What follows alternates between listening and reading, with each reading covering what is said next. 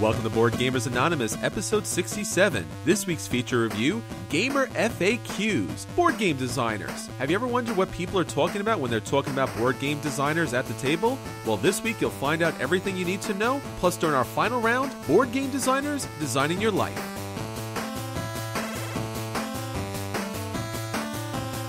You're listening to a proud member of the Dice Tower Network, dedicated to bringing podcasters together for the greater good of gaming. It's sort of like Voltron, but with better lip syncing. Find out more at Dicetowernetwork.com. Welcome to Board Gamers Anonymous, the podcast about board gamers and the insane fun we have at the table together. This is Chris. This is Anthony. This is Daniel. And this is Drew. Welcome to the episode, everyone. We're so glad to have you join us here this week. This week, we got a brand new feature for you. We call it Gamer FAQs, frequently asked questions about tabletop gaming. On this episode, we're going to give you some insights on board game designers. So maybe those situations where you're at the board game store, or you're sitting down at a table, or you're at a meetup, or you're at a convention, and the next thing you know, everyone's throwing out all these different designers' names, and you're just like, I like games. Games are fun.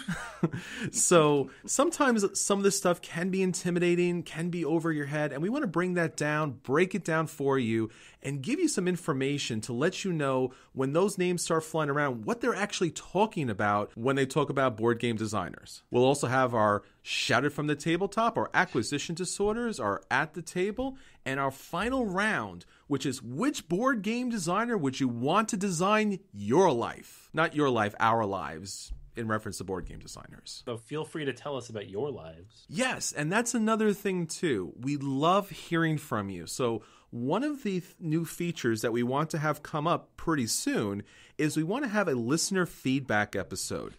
Now, we've gotten a lot of feedback from a lot of different sources. Some of you post on Facebook. Some of you come to BoardGamersAnonymous.com.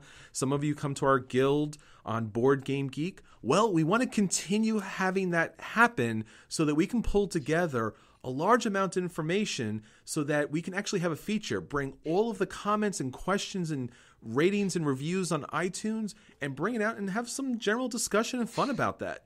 So until we get that episode up, please send us more questions, more issues, more comments, more criticisms, more concerns, and all the love you can so that we can talk about it on an upcoming episode.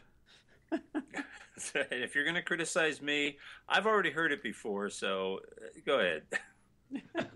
No, but seriously, we love all your guys' feedback. We take everything into consideration. So even the criticisms, especially related to the podcast, half the stuff we've done to change format, update quality, change equipment, all that stuff is because someone out there said, hey guys, this particular thing sounds funny, or these levels are weird, or I use these kind of headphones and it doesn't sound right. And then we fix it. So it's awesome when you guys tell us that, because maybe we don't notice that right away. But yeah, it's awesome to get your feedback.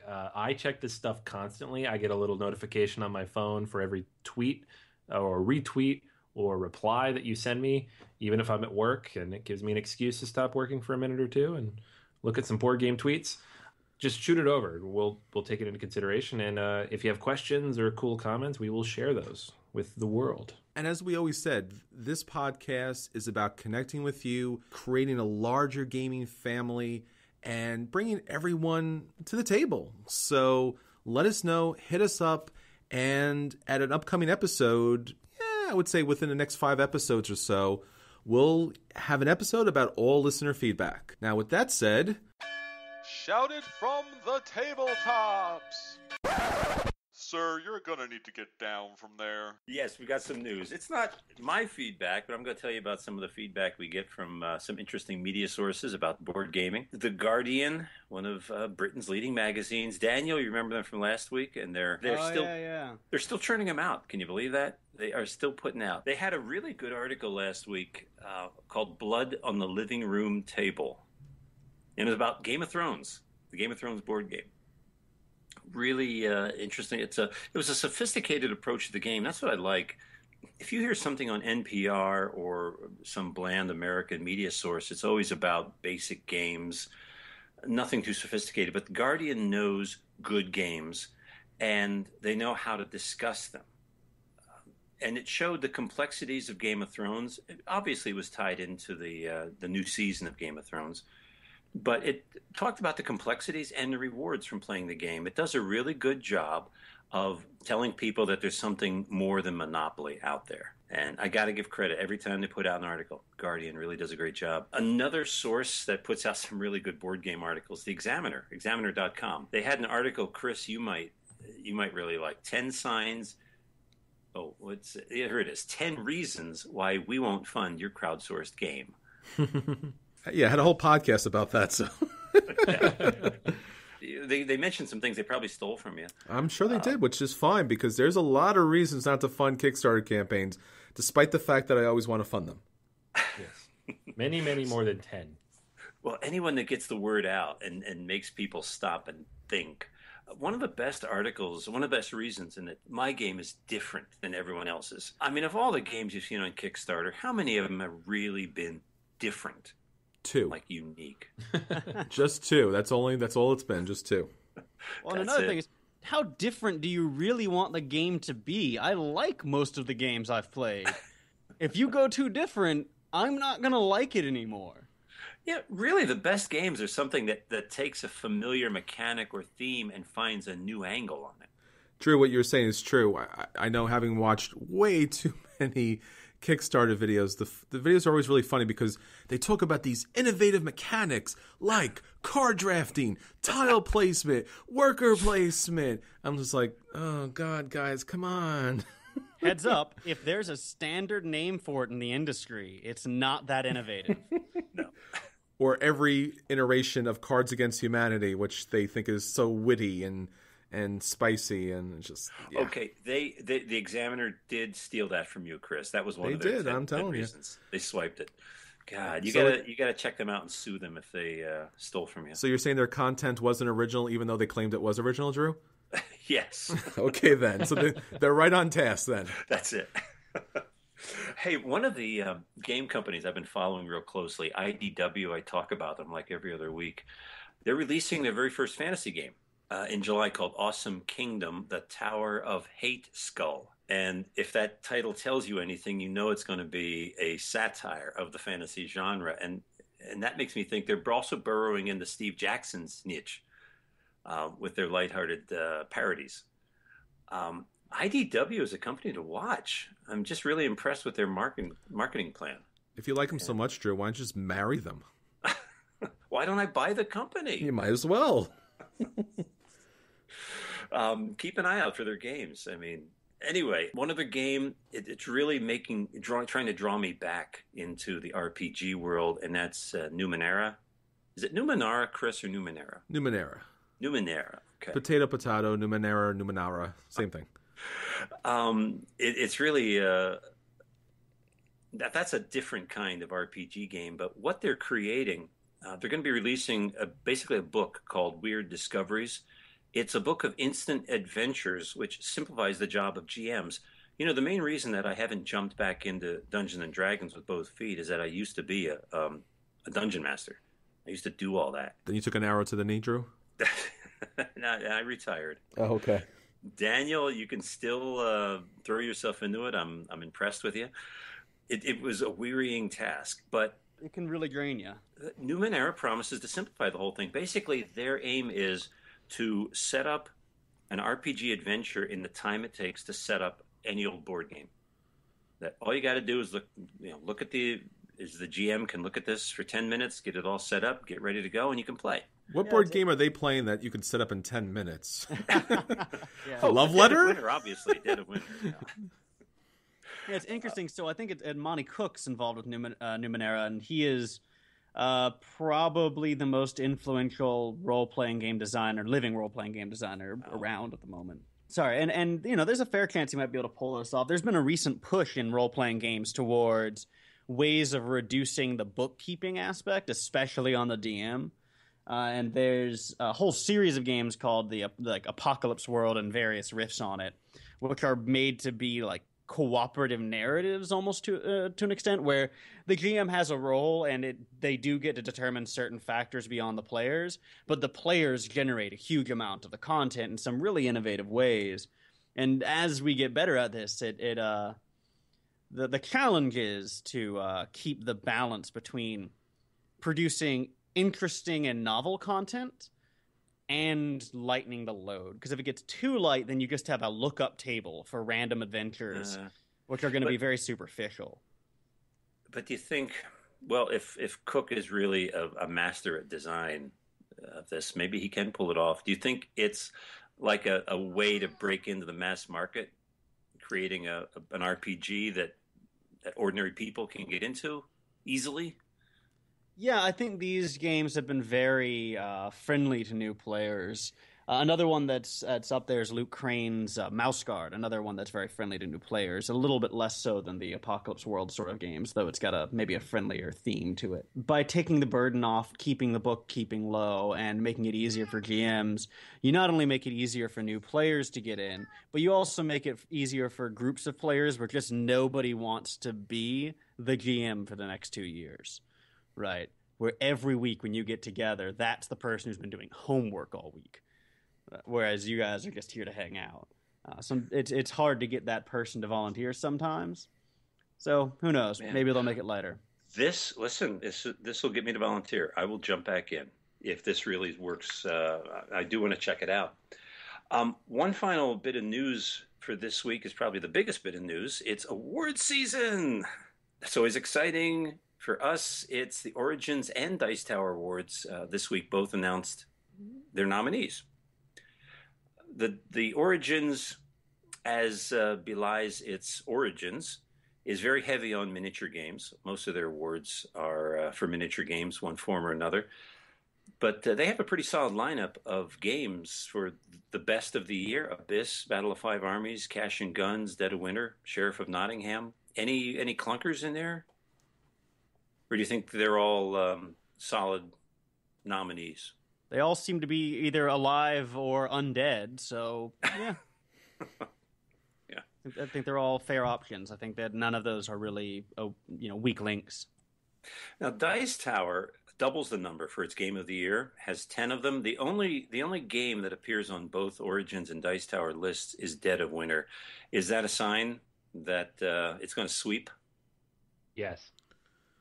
Probably. Really? Yeah, I mean, it did well at Spiel des Jahres. It did well for us, and I would be surprised if it did not continue to do well. So if we held a fantasy draft of nominees, the winners of the Dice Tower Awards, you think Dead of Winter would be the number one draft pick? Everything I've seen thus far, man, that thing is destroying it. Wow. Well, it did win our 2015 Tabletop Madness Award. Mm-hmm. So if we did have a fantasy draft, probably whoever picked Dead of Winter would win that anyway. I thought it might be fun to do that, but not if they're going to win. If that one game is going to win all the awards, it's not going to be fair to the rest of the players. You never know. I mean, Splendor won the Golden Geek. So. Oh my God. That is true. Anything can happen. And Star Realms has sold a few 100,000 copies. So yeah, that's huge. That's one of Dice Tower's top 10. Yeah. They're 10 finalists. So maybe in a future episode we'll review some of the Dice Tower awards and pick our winners. All right, so now on to our acquisition disorders. And now, our acquisition disorders. Acquisition disorders? That's crazy. All he needs is the base game. Nothing else but the base game. The base game and the expansion. See? Nothing else. Just the base game and the expansion and the promos. The base game, the expansion, and the promos, and of course, the upgraded components. Why wouldn't you have the upgraded components? So the base game, the expansion, the promos, and the upgraded components. See? That's not too much, but maybe, I don't know. Now, I have a really interesting acquisition disorder, and I'm not really sure if it should be an acquisition disorder, but let me tell you a little bit about it. Now, I had the opportunity not too long ago to play Spartacus. I believe it's Blood in the Sand. Now, this is based upon the Stars series about the legend of Spartacus and had Lucy Lawless in it, and it was, critically acclaimed, really graphic violence and nudity and stuff like that, and obviously it's about slavery, and so really kind of strong dramatic themes. Playing the game itself is a little more toned down, obviously. The game itself is pretty simple. There's a little bit of a Euro mechanic in it where you're purchasing slaves that act as a resource in order to give you resources in order to purchase other slaves, which are gladiators. And then once they're in the gladiatorial arena, they will battle it out in a very type of mirror clash way where one die kind of controls the movement, and one die controls the defense, and one die controls the attack. And it's pretty interesting because as the two combatants are going back and forth, other people will be able to bid or kind of like wager on the battle. So they can wager if someone gets injured or hurt or killed or decapitated, very much in keeping with the theme. Now, as you can hear, the theme is kind of dramatic and a little bit rough, and, the theme is a little rough here and there. So I played a short version of this, and I was like, I like some things about this, but I don't know. I'm not a fan of the show, and the theme is really not my thing, and I generally don't like these ideas of like purchasing people, obviously, and slaves to kill themselves, and in order to get money and stuff like that. And then recently, WizKids announced that they'll be releasing X-Men Mutant Revolution. Now, what's interesting about X-Men Mutant Revolution is basically it's a reskin of Spartacus. So, for example, the market deck becomes the recruit deck, the plot deck becomes the intrigue deck, and the heroes are equal to the gladiators, and instead of slaves, you have students, and so it's basically the same type of game, and instead of having like a house card, you'll have one of the mutants, one of the X-Men, or you can have Magneto, you could have Cyclops, you can have Wolverine, you can have Storm. So you have these 4 different heroes who are recruiting schools of fellow mutants, training them, and then I guess battling it out a little bit as far as, who will control mutant kind in the future and things like that. So it seems like an interesting game. It's nice that this game has been reskinned, so if I really do like this mechanic enough, I could probably pick something like this up.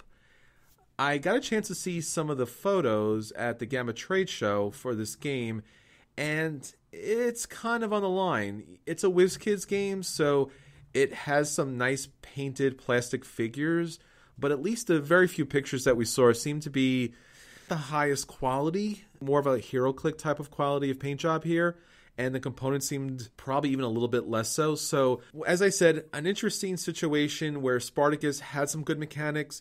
X-Men Mutant Revolution will pick up those mechanics and, give us a little Marvel Universe type of, battling back and forth. So it might save Spartacus for me. Maybe it's an acquisition. Maybe it's something I purchase, as long as WizKids kind of does a good job with it. Why would they take a game that I enjoyed, and I did enjoy Spartacus a lot, and ruin it by making it about superheroes? Because that's the greatest of revenges, Drew. Another superhero game. How many people did you play Spartacus with? I think we played with 5 on that game. You played it with 5? We did. Yeah. Yeah, it is better with more people. Yeah, I mean, the opportunity to wager against other players and the combat is actually pretty interesting, and building up a house full of people and guards, and your house has a special ability. So there's some really interesting mechanics here. So I'm glad that it has a different theme so it can be, widely available to a more broader audience. But I'm still a little concerned on WizKids production here, but I don't know. Maybe they'll pull it off, and maybe I'll pick it up.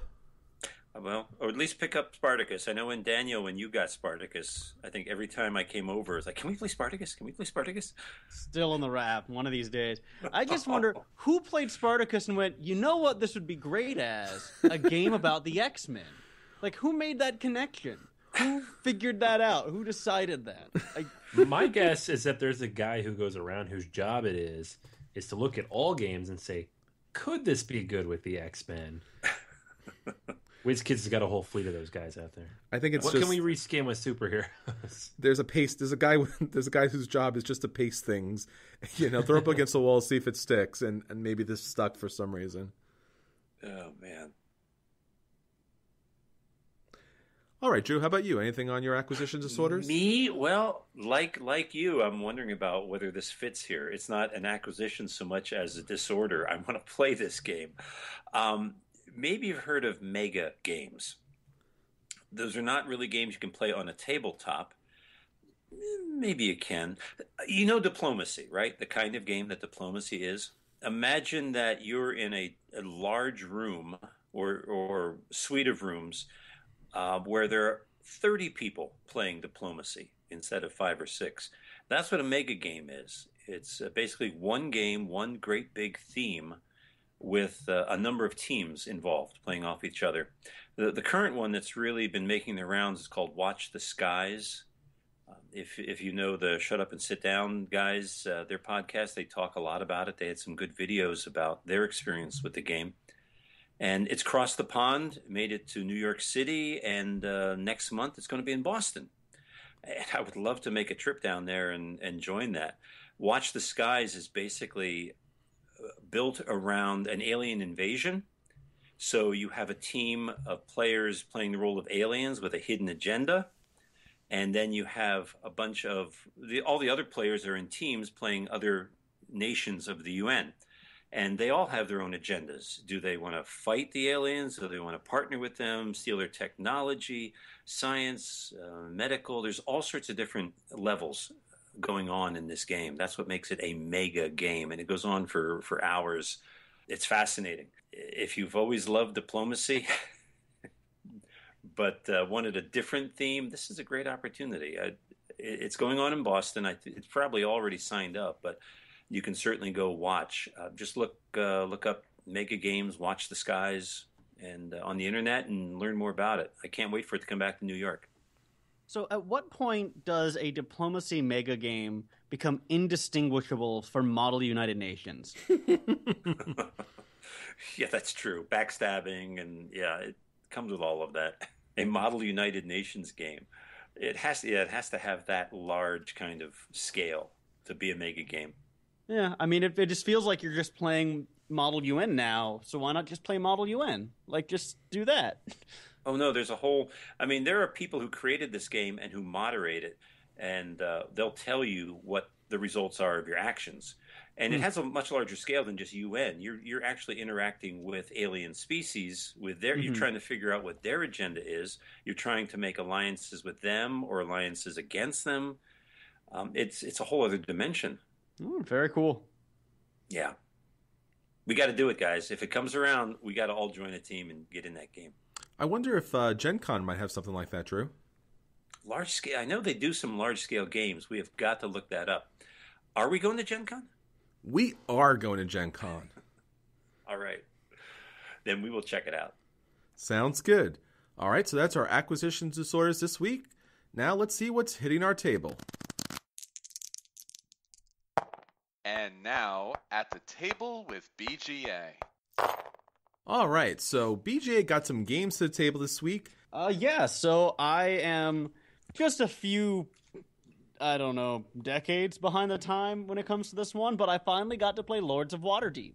Most of you have probably played this game a number of times, and it's a little bit of a personal shame that it took me this long to get to it because I love D&D everything. And it is ostensibly a D&D theme, but really not really. It's a worker placement game that takes place in a D&D style universe where you place workers to complete quests to get points to win the game. Pretty familiar model.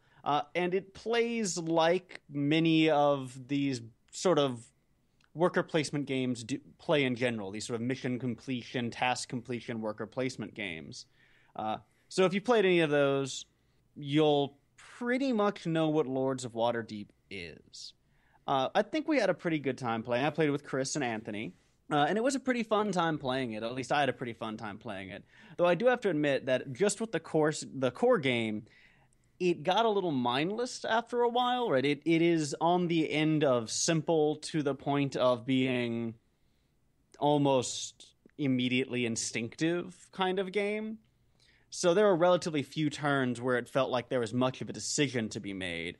More often than not, I felt like, oh, yep, that, that. Which is nice because it meant low downtime, but it also meant that I felt like I was making relatively few interesting decisions. I don't know. What did you guys think? Well, it's nice getting a fresh pair of eyes to a game we played before. I like worker placement games. It's the quests that I think is more of a complication than need be. There's an awful lot of reading and straining to read what the options are for the quests that are available and what other people are going for quests. That sort of muddles the game for me, but not enough to obliterate the really cool worker placement mechanic in this. Yeah, totally. This is one of the earlier worker placement games I played when I got into the hobby. Not that it's that old of a game, it's just that recent that I got into the hobby.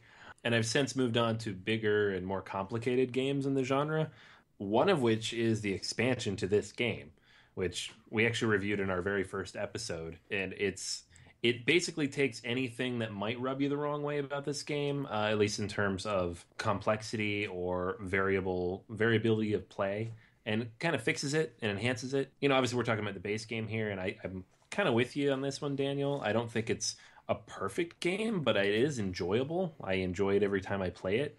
I've never had a situation where it was like, man, I wish I hadn't played Lords of Waterdeep. It's fun, but it's not a brain burner either. So if you're really looking for something that's going to test you and force you to come up with a unique strategy and constantly tweak it and adjust it based on what other people are doing every round, like most good worker placements will do, this isn't quite it until you add the expansion.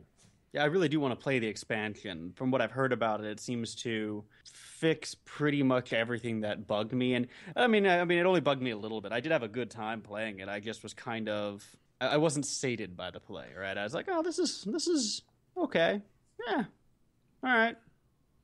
But I see what you mean about it plays itself, that sometimes the moves are so obvious that you don't really get a chance to stretch your mental muscles. Yeah. Yeah, what it does right, and what it does is pretty basic. It's set collection. You're going to get those quests. You have to get the right number of cubes. Unfortunately, they're not D&Deeples, but you're getting wizards and rogues and such, but you just, you get the quest, you get the cubes, you complete the quest, you get the victory points. There are some mandatory quests which kind of mess with people. Some of the buildings have some, interesting opportunities for you to pick up some additional resources, and the intrigue cards give you some opportunities as well. But beyond that, it's a gateway game, especially for people who are not board gamers, but maybe be RPGers. And maybe Dungeons and Dragons fans who might be like, hey, I recognize this flavor text or this character in here, and that's really interesting. And, oh, a worker placement game. I like that. So it's a solid play, but as everyone was saying, it doesn't do too much more. I will say that while the expansion does add more to the game, I think that's the only thing you can say about the expansion. It adds a lot more. Now, it does have that corruption board, the Skullport board, which is a nice idea and a nice mechanic. But with the new lords and the additional cards, it can get a little muddled at times because you still might be picking up a regular quest where someone else is picking up this uber super duper quest. So they may have needed to actually release Lords of Waterdeep 2 instead of an expansion, I think, just because some of the cards and some of the lords are a little bit unbalanced from each other from the original set. But otherwise, a solid game and absolutely positively worthy of play. Yeah, I definitely would put it as a pretty solid play. I do think that if you're coming into this kind of as I was of, hey, this is a D&D game, it isn't. It is not. Just don't have that idea, right? Like, if you're a D&D fan, this is not a D&D game. Just don't think that. The artwork, because you'll be disappointed. The artwork is very nice. The flavor text is very nice. Everything is accurate with the D&D kind of realm. But beyond that, it's a basic worker placement game. If you strip the theme out, and honestly, you could strip the theme out. The theme has nothing to do with the actual mechanics here. So, yeah, it is what it is. Yeah. And that's about it. Yep. How about you, Anthony? What else did we get to the table this week? Other than our glowing review of Lords of Waterdeep, I love Water. I really like the game. It's it's just I don't know. We've grown past it a little bit. It is a solid game. You guys gushed about it. A year ago, you were gushing about that game. Oh, shucks, Drew. That Lords of Waterdeep, he's the nicest fellow in town. You had an infatuation. You had a crush on Lords of Waterdeep, Chris. Admit it. But like so many first crushes, it was eventually found out to be a rather empty experience, and one you move beyond rather quickly. All right, Anthony, how about you? All right. Moving past Lords of Waterdeep, awesome game. We played. No one's arguing that. Stop. Just reiterating it. No one's attacking Lords of Waterdeep. If we did, we would throw you a mandatory quest and let you deal with that. All right, here we go. Here we go, Anthony. Here's a mandatory quest. Review a trick-taking game. Ha ha. I quit. Okay, so next game. Same day, we played another game that's been sitting on my shelf for a little bit. Picked this one up around Christmas, and been meaning to get it to the table forever. It just never quite reached the top of the playlist, but it's one of those co-op games that's been around for a while. A lot of people talk about it. It's unique in a few ways, and obviously a lot of things have come out of it, and that is Ghost Stories from Anton Bauza. This is a game that I've seen around many, many times. I've heard a lot of people talk about it, and what I thought was funny, and we'll get to this in a minute, but kind of what I thought was funny is every time I've heard somebody talk about it, it's how hard it is and how brutal it is and how much you get destroyed in it, which honestly is like every conversation about every co-op game I've ever heard, unless it's a bad one.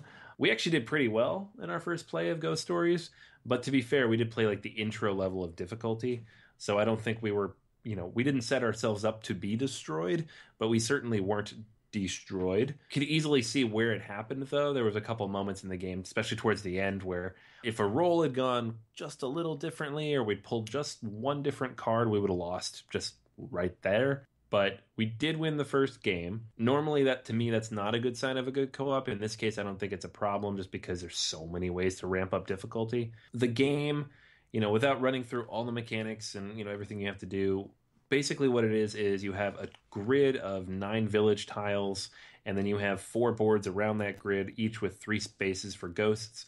You go around the board, and no matter how many people play, up to 4, you're going to have all 4 of those boards. Some might be neutral boards, so there's 3 of us, we had 1 neutral board, and some might be player boards. But as you draw cards, those are going to be ghosts, and they're going to go to whatever color matches that card, unless it's a black one, and then it's just going to go to whoever drew that card. Lots of mean stuff these ghosts can do to you. They can haunt your tiles. They can send tormentors, which involves a curse die. They can force you to draw additional ghosts. They can lock down your dice, so it's harder to defeat them. And you're just basically going to run around the board with your figure trying to exorcise these ghosts. The goal of the game being get rid of all the ghosts so that you can take out the big boss bad guy by the end of the game, which you know when he's going to come because you place that card at a specific point in the deck. It's not quite the last card. You'll count out 10 cards, put the boss in there, and then the rest of the cards that go on top. And that's the only way you win. There's a lot of ways to lose. You can, if the deck runs out and you haven't beaten that guy, you lose. If all of the players die, you lose. If 3 of the village tiles become haunted, you lose. And we almost lost in a number of different ways, but we managed to balance it out. I was interested by the game. I don't think it's the strongest co-op I've ever played, but this is a game that's 7 or 8 years old at this point, so there's been a lot of good co-ops that have come out since then. It is very nice to look at. It has great artwork. Thematically, it works, I feel, pretty well. I like the idea that there's always those 4 boards out there, and the neutral boards don't take a ton of extra effort to manage. They make for a unique addition. And, the way that it can scale in difficulty is pretty intuitive. It doesn't become fiddly at any point to set up. So I had fun. Definitely a game I think I'll play again. I'm interested to see what the expansions offer. There's a couple of them, just in terms of growing it out and adding some new mechanics. But, as a fun thematic co-op, I thought it was a good entry. Anthony, tell me that this isn't just a Asian spin on Arkham Horror. No, I don't think so. I mean, it's definitely unique. It's it takes a lot from the Chinese ghost story genre of. Obviously there's a lot of history and lore to the Chinese ghost story that this is based on, but there's also a lot of Hong Kong and Chinese movies that I saw in college that kind of fit the same theme. So that was kind of what attracted me to it in terms of theme, which seems to happen with most of Bowser's games. Like he picks on those themes, but I think it's unique in its own way. All right. I mean, this was a theme in a game that I was really excited for. And I'm usually a very big fan of co-ops. And I gotta say, I was kind of just disappointed with Ghost Stories. Now, again, we've only played it on an easier mode, so maybe at a more difficult level it gets more engaging. But I'm not sure that was the problem for me. It wasn't so much a difficulty issue as just, again, it was a very simple game to get a hold of, almost too simple. I was like, all right, well, these are the things that need to be done. And you could make it more difficult, but that still wouldn't change that it's still immediately clear what needs to be done. You just might lose because the odds are stacked against you now. But that won't, make the decisions any more interesting or the play any more satisfying in that regard. So I was a little bit disappointed by Ghost Stories, actually. I'd probably suggest someone play it because maybe they'll really like it, or maybe my experience was still, anomalous, but only barely and half-heartedly. I would put almost any other co-op game before this on the list. I was really looking forward to playing this game. As Anthony said, everything I heard about this game was it was going to murder you the entire time, and then even after you put it away, you were going to have nightmares about this game. It was so brutal. And even though we did play the introductory game, as Daniel said, it's pretty simple, the choices that you have to make. It reminded me of, obviously, Pandemic and Yggdrasil, where the cards come out and then the board kind of spawns up with these monsters, and you have an opportunity to make the game harder by putting additional monsters, and depending on the ghosts that come out, they close down certain areas, and we've seen this in co-op games before. I don't fault this game for that. This game has been around a little while, so it's understandable that some mechanics we've seen again and again now at this point. It sets up very nice. The artwork is beautiful. The miniatures are really nice, especially the little Buddhas. The actual figures is kind of weak. I was really surprised how weak the figures were, but it's a nice co-op. I don't know. I like so much about this game, but it does in some ways remind me of Lords of Waterdeep, which is, it's a really good game, and I would be happy to play it at any time, but I think I've played it, and I don't see many things changing. And I know that when you put some additional big baddies in this game, the tiles that you're walking around are actually going to have more to do with how you win the game. But, anytime that you're randomly pulling cards from a deck and they're filling sections, and when they overrun, bad stuff happens, I don't know, it seems a little less dramatic when it's just a very small board. When you're looking at Defenders of the Realm, and there's all of these bad guys already on the board, and there's more bad guys moving, and they're marching, and you see these swarms, even like Pandemic, where you have these swarms of these viruses all around the world. It kind of gives you more of a feel of the dramatic tension, where Ghost Stories, you only had a couple of kind of hauntings and creepers coming out there, and the artwork was outstanding, but I don't know. There needs to be something more to this. I'm not sure what it is yet, but once again, another strong play game. Yeah. I mean, I don't think I think I agree with both of you guys. I fall more on the play side of it, but it's not kind of as complete of a co-op experience as some of the other games I've played. But, again, that said, there are a few expansions here that I want to check out and see if they kind of ramp up the decision-making opportunities, kind of bring it up to par with what we see in more modern co-ops. I was intrigued, though, so I'm happy to own it. And at the very least, we'll probably pull it out and give it a try solo and see how it plays like that. But, yeah, fun game. And while not mind-blowingly unique in the genre, a solid entry at least. So, as Chris said, it's very much like Lords of Waterdeep. A solid entry, kind of entry-level-ish. Lots of games do the same thing a little bit better, but you can't fault it for that. All right, so that's our At the Table. Now on to our feature review.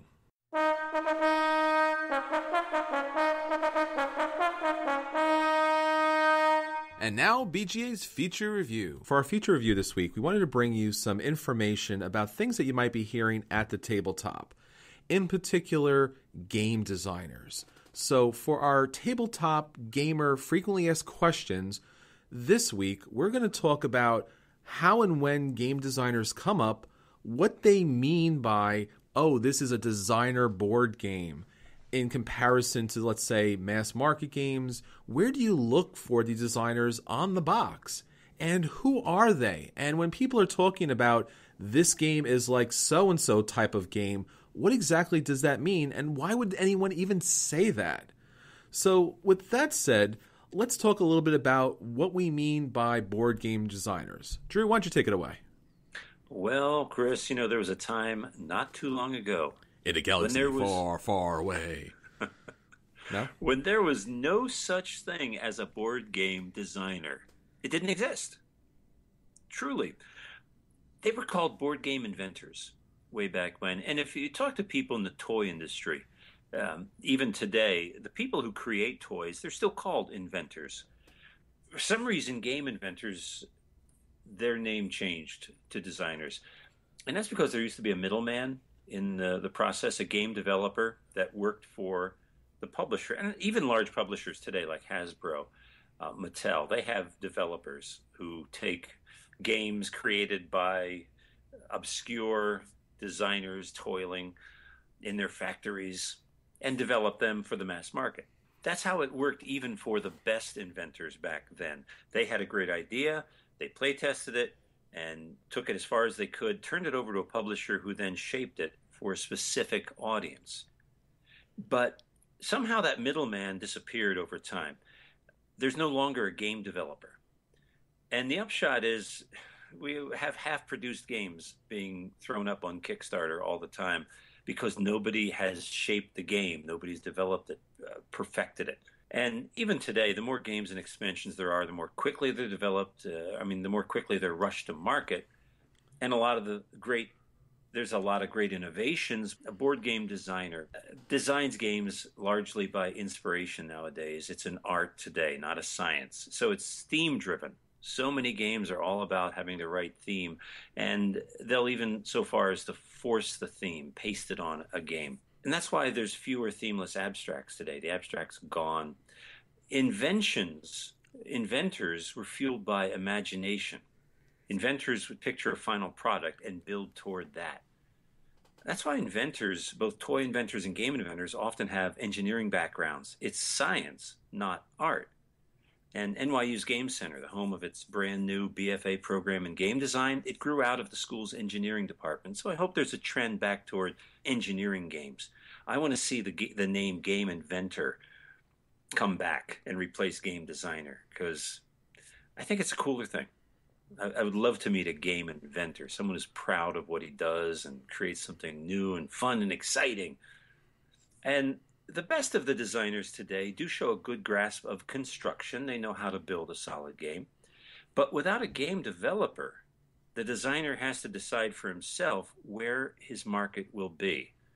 And you basically have two choices, a niche or mass market. There's a big difference in how these two markets treat designers, treat game creators. So in particular, board game designers, while they may seem like these epic heroes that are multi-million, if not billionaires, because you see their games everywhere and they're always in the table, these are usually mom and pops. These are just regular people just like you and I who love board games. And when they design a game, typically they're designing the game from scratch, or maybe they're using some mechanics that they've used before, or something they developed, or a certain genre or theme. But basically, they're creating this game probably in their house, developing all the mechanics and the artwork, bringing people in. These designer board games are kind of crafted at home. These are home-baked goods a little bit. These are not something that is kind of like a formula that's done in a factory. So when you open up one of these boxes, you're not just getting a product. You're not just getting some interesting pieces, some toys, some little glittery bits. You're actually getting the heart and soul of a designer who has spent years developing this game, hundreds if not thousands of play testers, revisions on top of revisions in order to bring something to your tabletop. So it is really kind of a bit of an honor, and it's such an interesting experience that when you open a game, sometimes you don't even think about the title of the game. You're like, hey man, we're going to play a Feld. And that means something. You don't even have to look at the title. You're like, it's this game or it's that game. It's like, we're going to play a game from this designer. And it's really like they're writing a story here. They're the author of this game. And you're entering this world. And it's a complex, beautiful, wondrous world that they're taking you into amongst everyone at the table. Everyone's kind of joining in and taking part of this narrative, even if it's just an abstract game. But it's a big difference between a game that we're all familiar with, the kind of games that we discuss, niche hobby games. Yes. Versus the mass market games that really do make a lot of money for the big companies, not the designers, but it makes it for the big companies. How does a designer know what's best for him or her to try to find a little niche? Well, I think every designer wants that type of big box mass market exposure. They want to get their game out to the world. They're creators, they're inventors, they're designers, they're artists. They want to get their art out there, board games as art. And I think a lot of these mass market games, I think if we look back historically, they were invented. They were created by someone who really did care and love them. And then what happens over the generations, and honestly, it is generations, is that a company will just kind of Xerox this game over and over and over and over and over again to a point where the images, the Xerox image, is so far and so distant and so devoid of life from the original creation of a Monopoly or the original Chutes and Ladders, which is thousands of years old, that it loses the specialness to it. And that's one of the things that designer board games bring you. There's something special, unique, and alive about that game.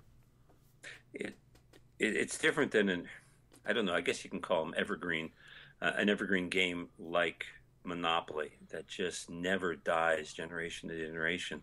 It becomes a part of culture, and people buy it and play it simply because their parents and grandparents did, whereas designer games are something special to a particular generation, and they're just not automatically handed down.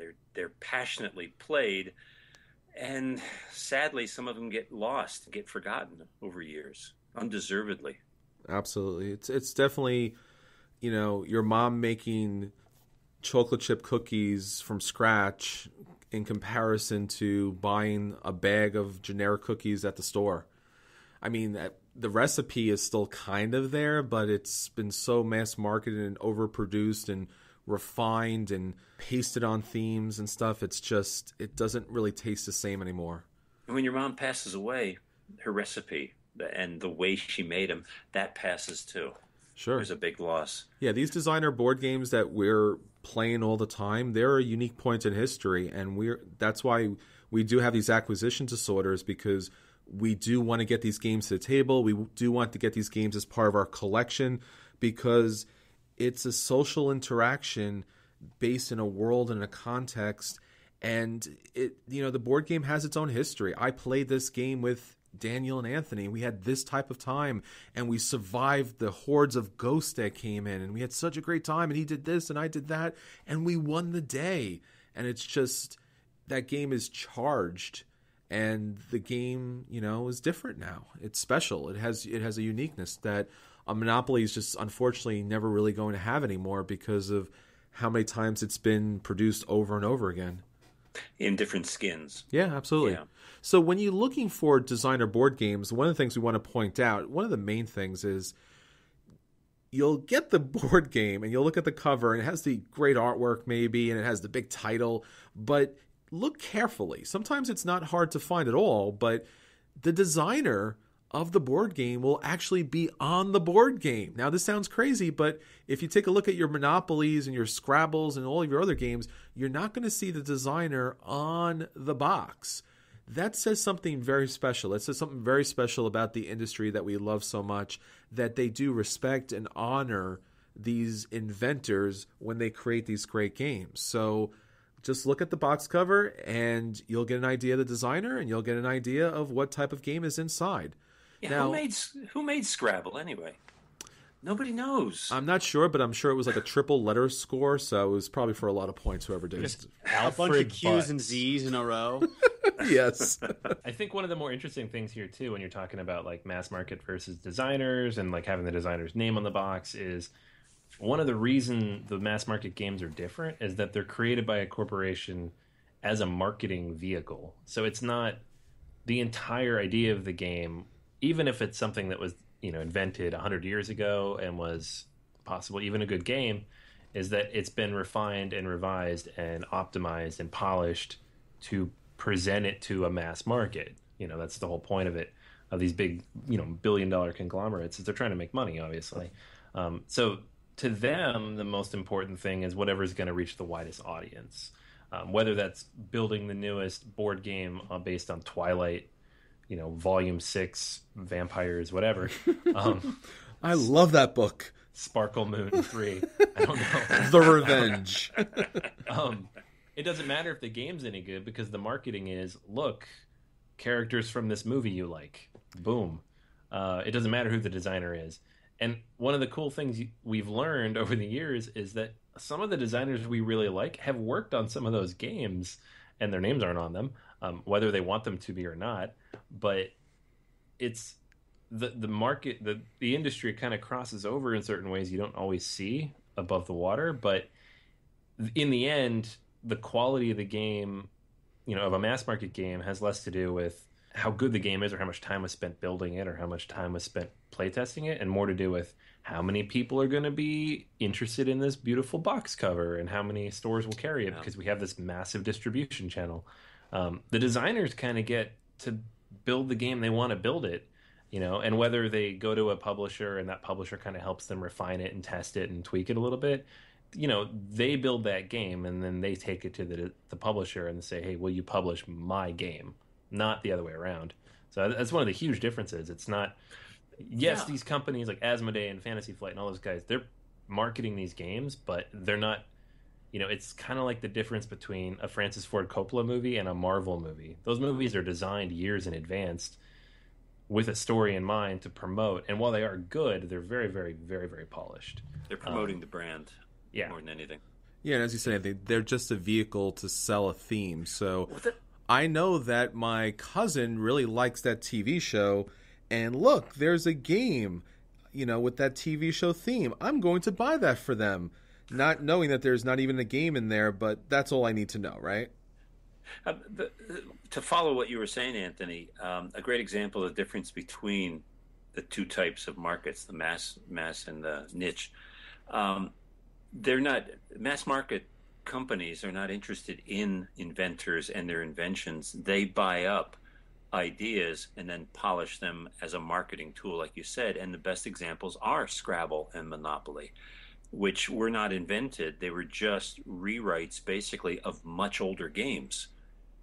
And they figured out a way to market it and make money. But Scrabble came from anagrams. Monopoly came from the landlord game. There's nothing new there. Whereas game inventors, modern game designers, like you said, they're going to go to a company and say, make my game, not your game. So and those are the people we're celebrating right now.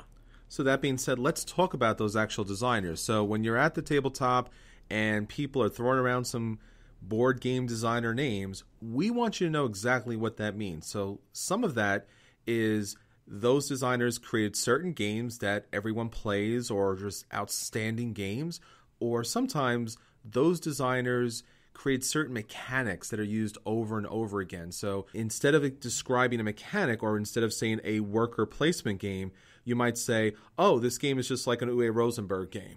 And that information set right there tells you all that you need to know about that game. So, Anthony, why don't you start us off on some designers and generally what do they mean at the tabletop? Yeah, totally. And, we're not necessarily going to cover everybody. So if we miss somebody you guys think is, critical to the hobby, we're just kind of covering some of the people that we personally connect with or feel kind of embody certain areas of gaming. There are a lot of good designers out there, far more than we could cover in this segment. So, please, please, please share in the comments, tweet at us, whatever it is. Let us know who you think really embodies what we're talking about and, kind of some of the games that you associate with them. But, just kind of might blanket disclaimer there. If we missed one, not on purpose, just covering some highlights. I picked out a few that I feel definitely embody certain types of gaming experiences for me in the last few years, especially that resonate, especially in the way I game. And there's a few more that I know you guys are going to cover, so I might chime in too. There's a few people that I really like the work of, but these ones are really cool to me too. Top of the list for me, Friedman Freeze. I like everything this guy does. Power Grid is one of my favorite games, hands down. And while there's a lot of things about it that have been refined and improved upon in other games, this is one of those original. The game's 10 years old now, going on 11, and it did so many things uniquely that are still being done today. And there's so many ways to play now. It's been refined and updated and optimized with all these new maps and now the deluxe edition. And that's really cool to me. Like it's just a unique game that really speaks to me in terms of thematically speaking. It's a Euro, obviously, but it's got some fun bits to it. It takes a little bit of, it tweaks the mechanics that maybe you're used to in terms of the map and the route building that goes along with the act of building out your power stations. And most importantly, it takes kind of a boring theme and makes it fun. Friedman Freeze is always kind of pushing the limit of mechanics that we know to create something new with them. He does that with Friday, which is a solo deck building game that people play that game hundreds of times trying to beat the top difficulty level. And this is one of the true solo games out there. If you play solo, you should definitely own this game. And his newest game, which isn't out yet, but I know he's been showing it off and people have been playing it in certain places, 504, looks ridiculous. I can't imagine anybody else even attempting this, let alone pulling it off. I'm eager to see how it plays, but the idea of 504 variations based on all these different modules and somehow making it work in a randomly created game is a little mind-blowing. So that's something like Freeze would do. A couple more guys that really kind of have their own uniqueness. Mike Fitzgerald's been on a roll lately. We know Fitzgerald for his card games. Everything he does is a card game, but it always takes kind of a unique twist. A couple of my favorites lately, Diamonds, one of the biggest games of last year. And this is a trick-taking game that I love, so you know that he knows what he's doing with cards. Baseball Highlights 2045, another game Fitzgerald worked on, another unique twist on the card game mechanic. It is a very simple, very quick one-on-one card game, little 6-minute games, but he finds a way to put it together in a way that you can kind of build this 1-hour experience. It feels like you're playing baseball in the future with robots. It's awesome. Matt Leacock is another one where if you say his name, people think, accessible but challenging, very expandable, cooperative gaming. This is the guy behind Pandemic. This is the guy behind Forbidden Island and Forbidden Desert and, a lot of other really good games in this space. And he's kind of pioneered the modern movement in co-ops. And these are just very tight, very unique, very fun games that you can just keep building on because they're so strong at the core. And then one last guy I wanted to touch on who's been kind of blowing it up in recent months and years, really, is Eric Lang. Now, Eric Lang's big release last year was the Marvel versus, the really Dice Master system in general, because now they're up to 4 different sets. But over the years, he's done a ton of stuff. So he's, been, XCOM, the board game. That's another one I picked up recently. The Dice Master sets again. A couple Cool Mini or Not games recently. Chaos Ball and Arcadia Quest. He worked on the Star Wars card game. He worked on the Game of Thrones card. All those card games from Fantasy Flight. So he's been involved with a lot of the kind of modern movement of Americlash games. And kind of marrying theme with mechanic and kind of tweaking mechanics and making them unique again. So when you say Eric Lang, you think, it's going to be thematic. It's definitely an Americlash game. It's going to take a relatively simple mechanic and make it more accessible through theme. And it's going to kind of build on that in new and exciting ways. So like the Quarriors mechanic that he came out with in like 2011, revised that with Marvel Dice Masters, and then further revised that now with Dungeons and Dragons Dice Masters, which adds a ton of new cool stuff to it. So he's been on a roll. Be interesting to see what he comes out with this year. But those are 4 that I thought were pretty cool. If you say any of their names, at least in our circles, you know what kind of game you're getting into. All right, Daniel, how about you? There are three designers that came to mind for me when we were thinking about this question. And the first of them is Steve Jackson. Probably don't need to say much more about Steve Jackson to describe his style to you than to remind you that he created Munchkin and all of the Munchkins. What Steve Jackson does is he creates these really charismatic, very thematic, simple, highly interactive games. Munchkin is really the paradigm of it, and it's their flagship product, though he has been involved with other projects.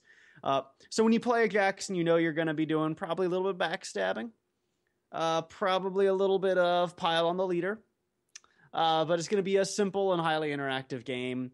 Usually they're a lot of fun, though those more seriously minded gamers, the people who really want a brain burner, they tend to sort of look down on Steve Jackson games. I don't think that's fair. I think they're well designed, and I think they're good for what they are. I mean, you just have to remember that the target is for, a simple screw you kind of game. So that's Jackson's games. I think he's really, he's one of the most influential designers out there right now, and he's also got a line of role-playing games associated with his work. Which is also very fun, not super concerned with balance, but just a great fun ride. A little hard to take seriously, like a lot of his work, but you're not supposed to, so that's fine. The second one that really jumped out to me is Seiji Kanai. And for those of you who don't know Kanai, his most famous work is probably Love Letter. And again, this is going to be a really good paradigm of what Kanai does, which are these typically micro games, things you could put in your pocket that are very deeply thematic, usually pretty simple mechanics, but they are, in a way that Jackson's games aren't, meticulously designed. I don't think I've ever played a Kanai game that I didn't feel like every possible burr and rough edge had been sanded down to perfect smoothness. The games tend not to be very complex, though those games that Kanai develops. They tend to be very simple in that there's just a few rules.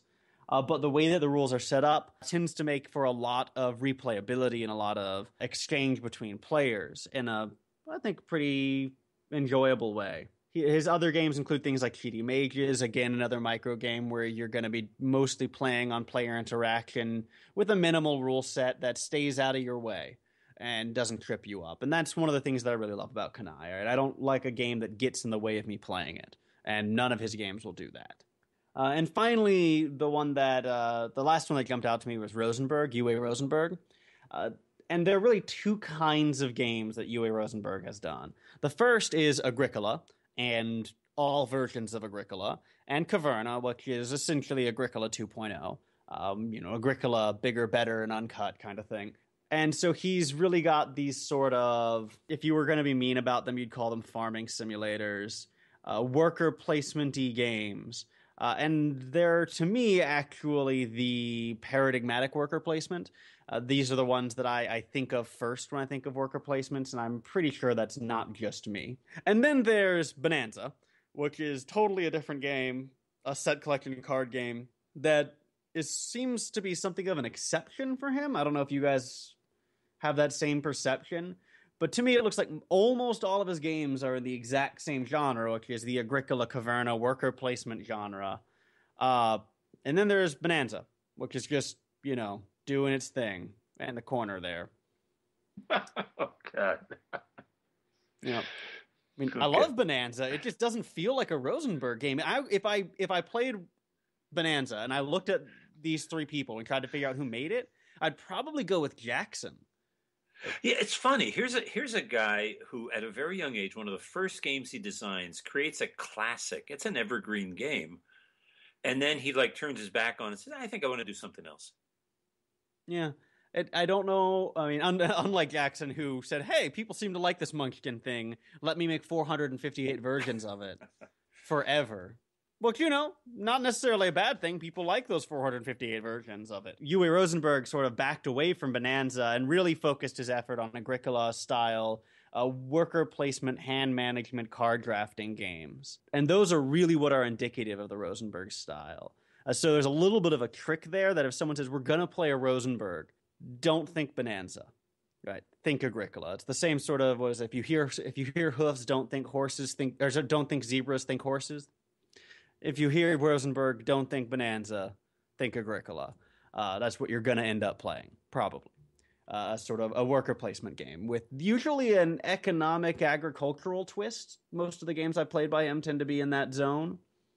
But yeah, so those are my... Yeah, Daniel, I think what you said is true, especially for Steve Jackson games. His games are so thematic, and the man just loves and cares about his games. As you said, he gets some flack from Munchkin, which I do love, and it's a sad thing because he incorporates every possible element with theme. If you take a look at Ogre, this was a game that actually cost him money on Kickstarter to produce, but he wanted to produce the complete game with all the wonderful bits and parts and multi-layers to it. I mean, this is a huge, crazy size of a game, and he just wanted the game to have everything. And I think that's what you're going to find true with a lot of designers, that they really do love and care about their games, and they do put everything they can into them. Now, some designers that I wanted to bring to the table are designers that you're going to hear a lot about. Now, some of them are for their actual games. So let's talk about Anton Bauza. Now, we've talked about him quite a great deal, especially in a recent versus Takenoko versus Tokaido. You may have also heard us talk about him in reference to Seven Wonders, a game that we all love. An outstanding card drafting game. And even in this episode, we talked about Ghost Stories.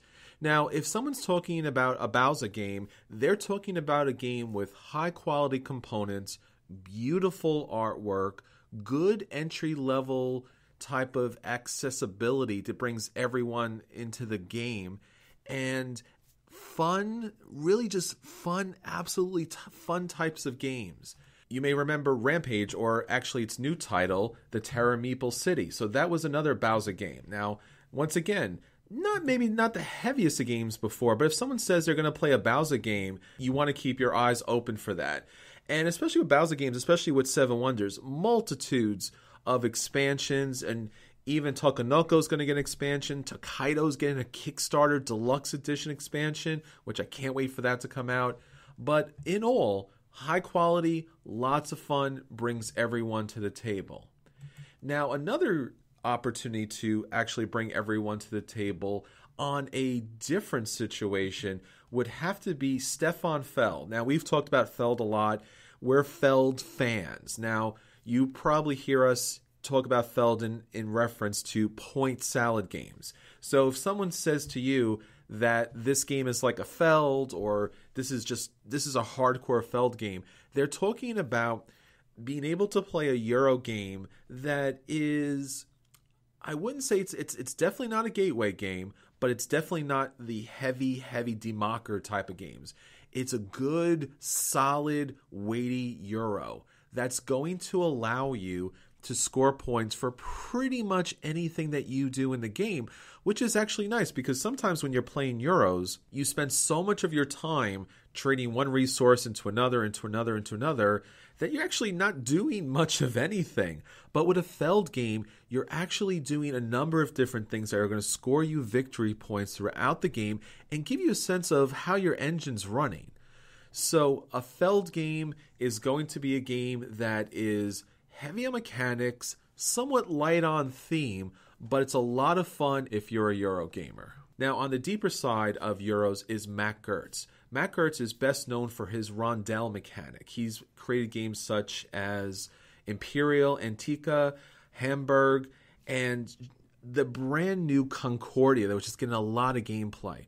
But his original games are really well known, especially Imperial 2030, for the rondel. Now, the rondel is this big, large circle on the game board that's cut into wedges, and depending where you start and depending where you end, you'll be able to take an action, but you have to complete that full circle to get back to those original areas. So you really do have to plan in advance. It's a very smart, a very interesting mechanic, and all his games really give you a great feel of playing an outstanding, deep thinking game. So if someone says that this is a Gertz game or this is a rondel game, you're in for a really good time, but it's going to be on the heavy side. And then finally, I wanted to talk about a new designer, but I believe a very important designer, Jamie Stegmaier. Now, Stegmaier is probably best known for his Kickstarter campaigns. He had Viticulture, Euphoria, Tuscany, and the recent treasure chest that recently popped up, especially a new Kickstarter with, I think, 3 treasure chests that are out there currently.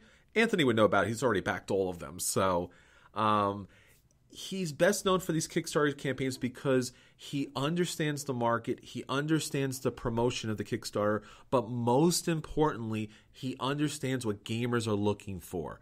And when someone says that they're bringing a Stegmaier game to the table, or they talk about Jamie Stegmaier, they're talking about someone who truly and completely understands the industry, understands gamers, and really wants to bring a high-quality product to the table. He is not messing around, my friends. He is bringing solid gameplay. So recently they talked about a new game that's coming out in the future. We only have 1 box cover, and this game is Scythe. Everyone is super excited about this game. Why?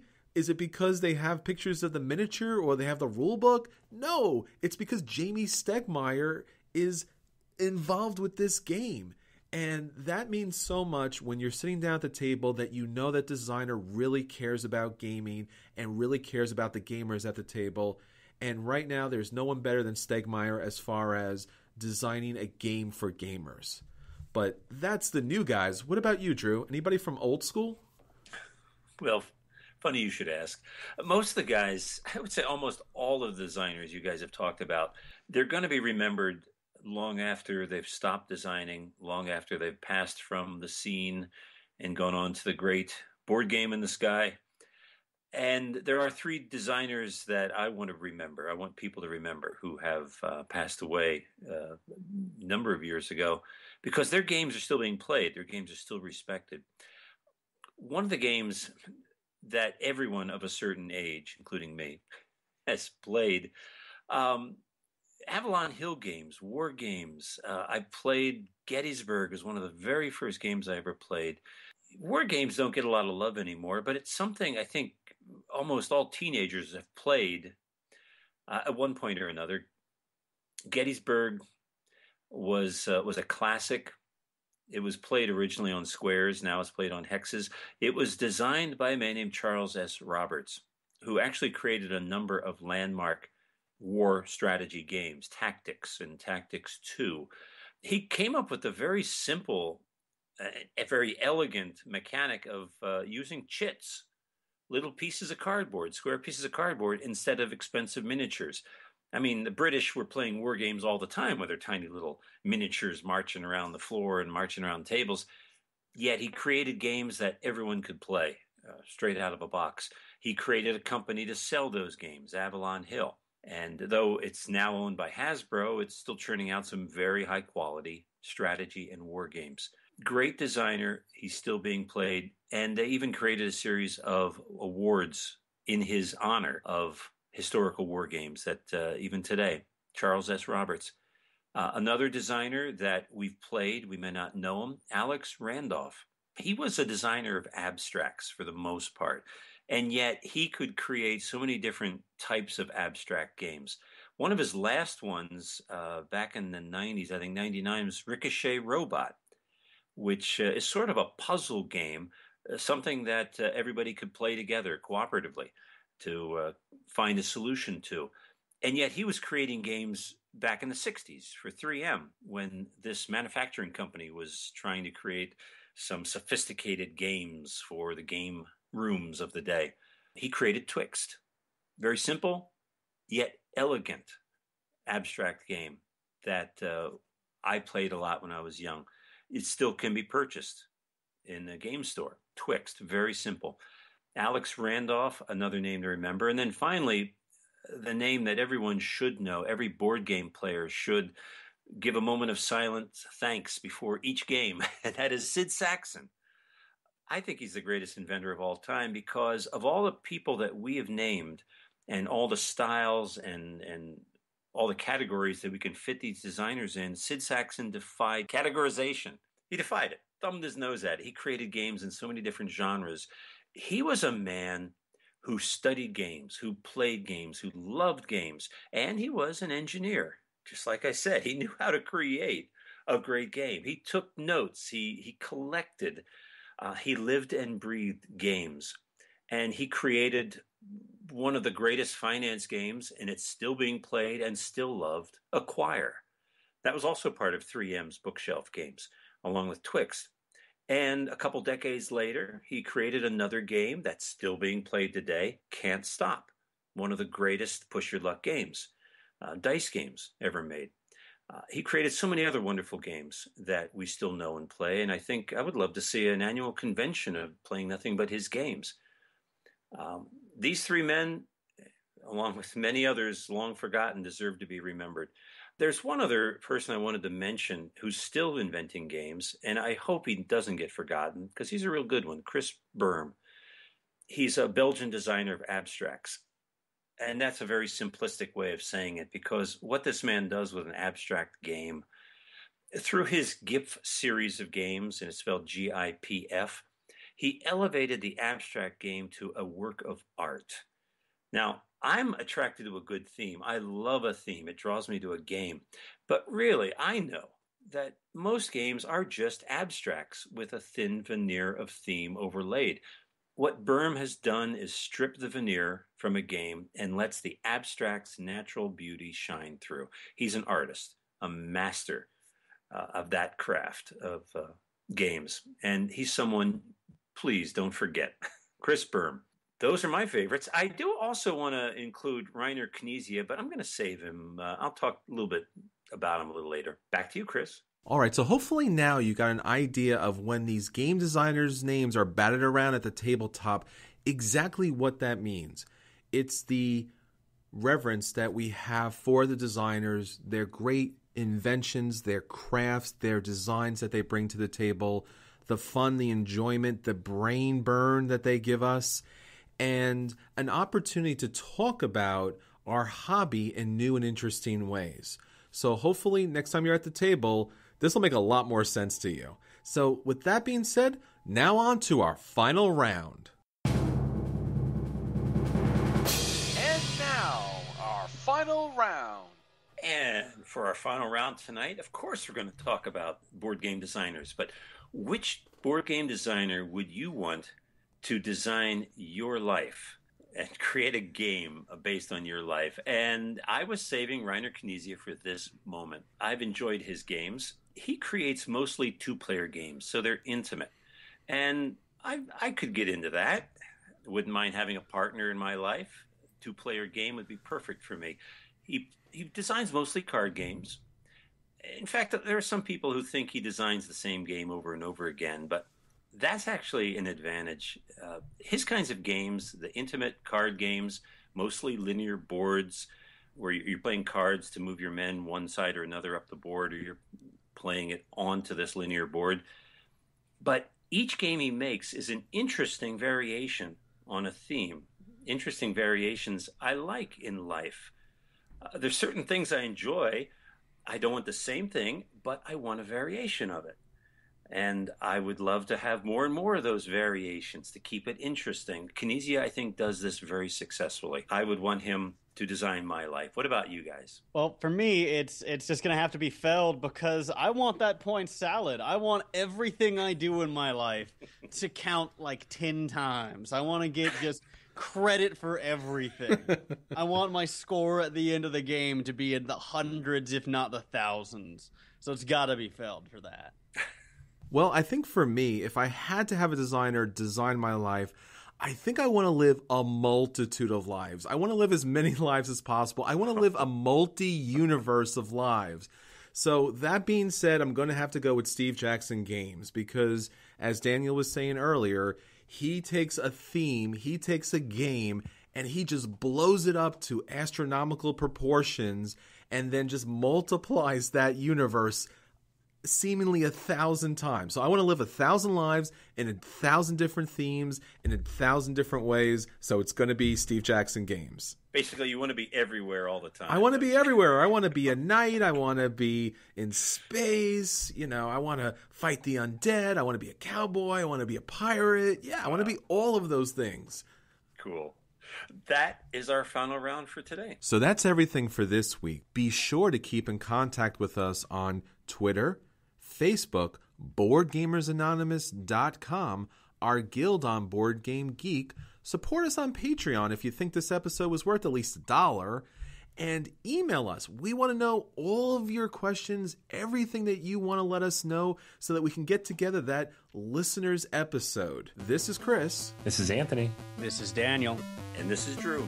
And until next time, we'll save you a seat at our Saxon-inspired, Stegmeyer-created, Jackson-themed, Feld-scoring game at the table.